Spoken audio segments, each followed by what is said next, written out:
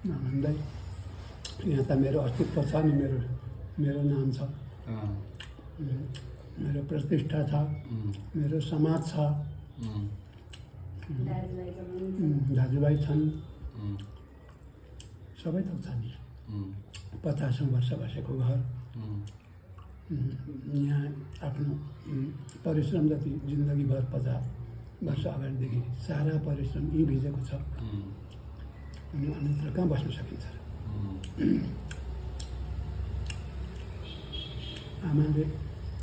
आमाले काठमाडौँका एउटा राम्रा घरसँग फिल्म साट्न मान्थ्यो भन्दा पनि आमाले पनि नमानेको बिर्तामोडसँग सरू न त एउटा राम्रो घरसँग उहाँ बेचेर किन्न पाइयो भने भन्दा आमाले पनि नमाने। आमालाई पनि त्यति मन पारेको ठाउँ थियो। मलाई पनि त्यस्तै छ। भनेपछि जसले जहाँ जहाँ घर बनाए पनि यहाँ छोड्न सकिँदैन। फलानाका घर फलानाका बाउ भएर बस्न मन छैन होइन। फलानु भएर बस्न मन छ। मलाई फलानु भन्छन्। मेरो फोटोग्राफरमा नाम हराएको छैन अहिलेसम्म।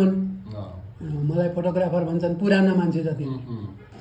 नयाँ मान्छेले त अहिले ज्योतिषी भन्न थालेका छन्।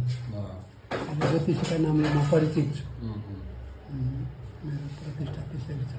फेरि यहाँसम्म मात्रै होइन, केन्द्रसम्म पनि पुगेको छ मेरो प्रतिष्ठा।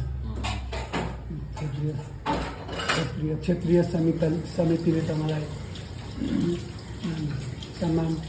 सम्मानको प्रमाणपत्र दिएको छ।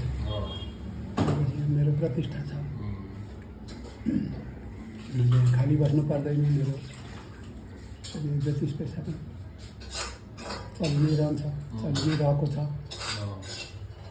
मलाई सबैले चिन्छ। त्यस कारणले नौलो ठाउँमा गएर म अपरिचित भएर बस्न सक्दिनँ।